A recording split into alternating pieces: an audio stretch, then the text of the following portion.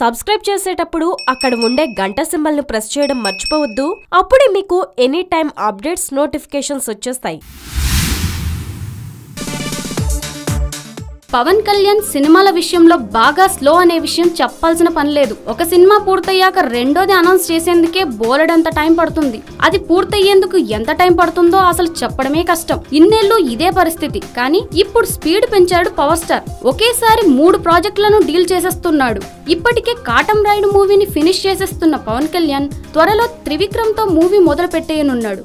మరోవైపు తమిళ దర్శకుడు నేసంతో తెరకెక్కనుండగా ఇటు ఏఎం రత్నం నిర్మించే మూవీ కూడా చేయనున్నాడు పవన్. ఇప్పుడు మరో సినిమాకి కూడా అంగీకరించాడట. కొన్ని నెలల క్రితం పవన్ త్రివిక్రమ్ల కాంబినేషన్ కోసం మైత్రి మూవీ మేకర్స్ ఇద్దరికీ అడ్వాన్సులు ముట్ట చెప్పింది. కానీ వీరిద్దరి కాంబినేషన్ సినిమా రాధాకృష్ణ చేతికి వెళ్లిపోయింది. మైత్రి దగ్గర అడ్వాన్స్ తీసుకోవడంతో మరోవైపు పవన్ దగ్గర మైత్రి సంస్థది 2 కోట్ల రూపాయల అడ్వాన్స్ ఇంకా ఉంది.